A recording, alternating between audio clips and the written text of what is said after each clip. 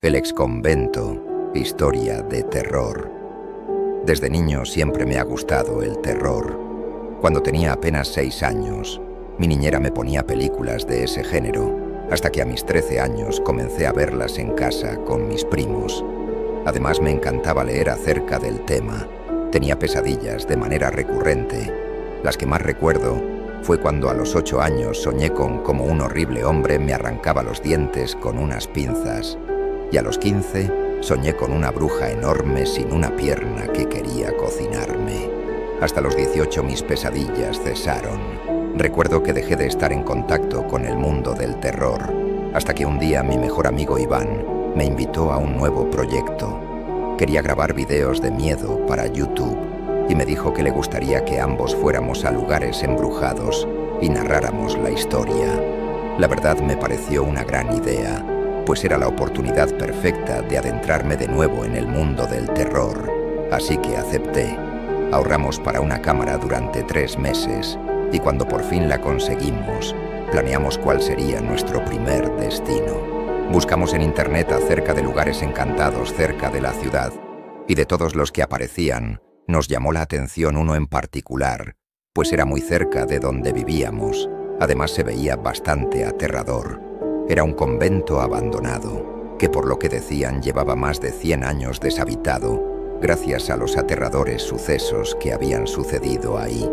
Contaban que en el siglo pasado había sido una enorme vecindad y que ahí vivieron muchas personas, pero algunas de ellas eran malas. Ahí hubo asesinatos, prostitución y vandalismo, así que las vibras eran pesadas. Cuando lo convirtieron en convento todo fue mucho peor, aunque debió ser diferente. Se cuenta que los sacerdotes abusaban de las monjas y cuando éstas salían embarazadas, las tiraban al pozo que estaba en el medio de aquel sitio. Además, que ahí se llevaron a cabo varios exorcismos. El más impactante fue el de María, una niña de apenas 10 años que sufría convulsiones y a la que su voz cambiaba a más grave sin razón. Un sacerdote dijo que tenía al demonio dentro y que debían sacarlo cuanto antes para que no afectara más la salud de la pequeña. El exorcismo parecía ir bien, hasta que el demonio golpeó al exorcista tan fuerte que falleció al instante, y a continuación la niña se golpeó a ella misma con una fuerza impresionante, y aunque los demás sacerdotes y el padre de la niña trataron de impedirlo, los golpes también la mataron. Por último, los vecinos del lugar dicen que muchas sectas satánicas iban a ese lugar a hacer sus rituales. Por todo esto pensábamos que el lugar debía guardar mucha mala energía y por ende, seguro que podríamos grabar algo interesante. Después de muchos años de investigar y leer cosas de terror, había aprendido a cómo llamar espíritus y cómo ahuyentarlos con fuego y sal. Jamás lo había intentado, pero creía que era hora de poner todos esos conocimientos a prueba en los videos. Recuerdo que decidimos ir al lugar un jueves para pedir permiso y explorar antes de la grabación. El velador, llamado Rubén, se emocionó mucho y nos pidió salir en el inicio del video, a lo que accedimos. Entramos al lugar y con el primer paso que dimos pudimos notar que el aire era muy pesado y aterrador, a pesar de que era de día. El sitio era enorme y los pasillos eran larguísimos. En medio del lugar estaba el patio y tenía un pozo en el centro. El convento era de 4 pisos, pero don Rubén nos dijo que no podíamos ir al último. Nos contó casi todo lo que ya habíamos leído del lugar, pero añadió sus propias historias. Un día estaba barriendo por la noche los pasillos y cuando llegó al que daba hacia el patio, se aterró al ver a lo que parecían sacerdotes en fila tirándose en el pozo. Esa noche salió corriendo de ahí, tomó su bicicleta y se fue. No le dijo a nadie qué había pasado. Pasó la noche en casa temblando de miedo al recordar aquella escena. También nos platicó que una vez encontró a un grupo de mujeres en círculo alrededor de una mesa donde estaba una cabra ya muerta. Las mujeres decían palabras muy raras y se untaban en la cara la sangre del animal. Esa noche también fue a casa, pues no quería hacerse el valiente, ya que esas cosas eran del demonio. También nos dijo que por las noches siempre se escuchan risas, gritos o rasguños dentro del lugar, pero que prefería ignorarlos y que después de tantos años se acostumbró. Nos parecía un lugar fascinante y sentíamos la maldad que habitaba ahí. Era perfecto para iniciar. Agradecimos al amable velador y nos fuimos al parque a ensayar lo que diríamos y por dónde empezaríamos. Después de tener todo listo, partimos a nuestras casas a descansar, pues seguro la siguiente noche sería cansada. Lo raro de aquello fue que cuando estaba a punto de dormir, escuché algo raro afuera de mi cuarto. Sabía que no era mamá ni mi hermano, pues no reconocía aquellas pisadas.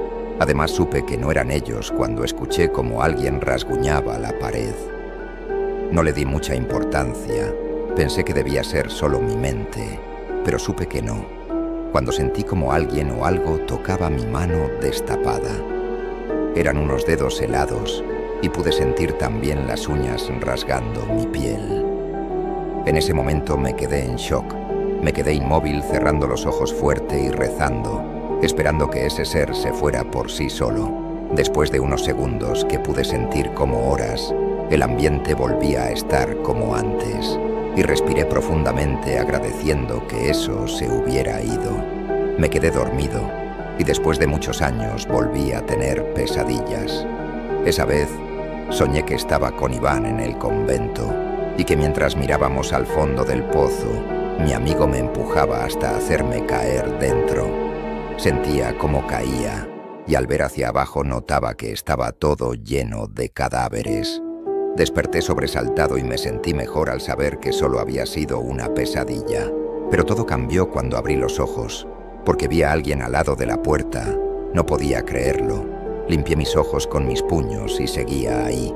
Esta vez pude ver su rostro claramente. Era un hombre alto, de piel clara. Su sonrisa, al ver que había notado su presencia, se hizo más grande, casi salía de su cara. Mi miedo aumentó cuando vi que sus pasos iban hacia mí. Ahí no aguanté más y grité. Mi madre vino corriendo, me encontró bajo las sábanas llorando y gritando desesperadamente.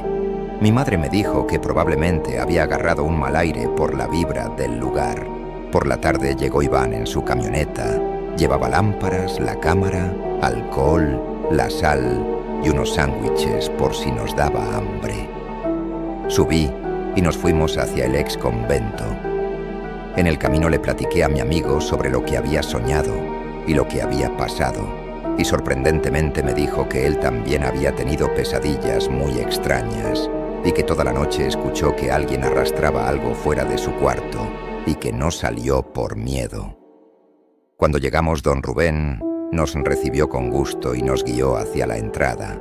Como habíamos quedado, él salió al principio de la filmación contando sus experiencias ahí. Después seguimos nosotros dando el recorrido. Primero pasamos por uno de los enormes pasillos, donde escuchamos el maullido de un gato, pero eso no era un maullo normal. Empezamos a tener mucho miedo, aunque todo eso haría que la primera grabación fuera un éxito. Continuamos por los demás pasillos mostrando las habitaciones, y cuando llegamos al patio, el sol se escondió por completo revelando la tenebrosa oscuridad.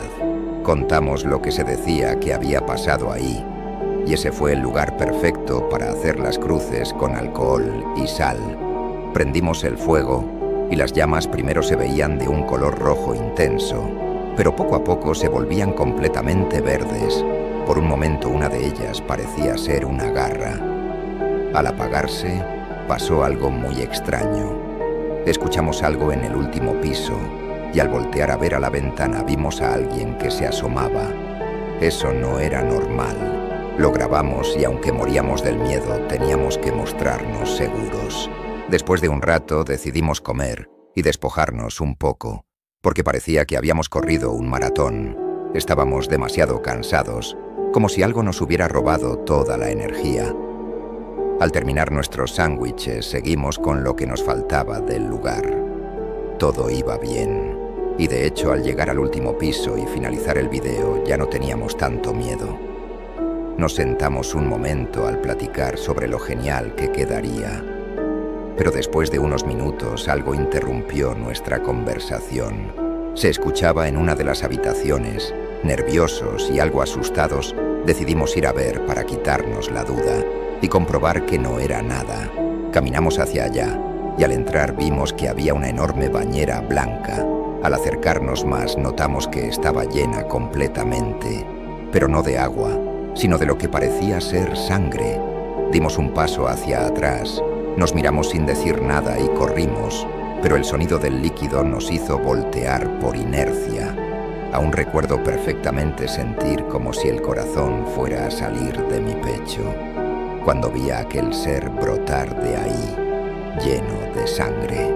Lo miré durante unos segundos apenas, pero se parecía mucho al hombre que había visto en mi cuarto esa mañana.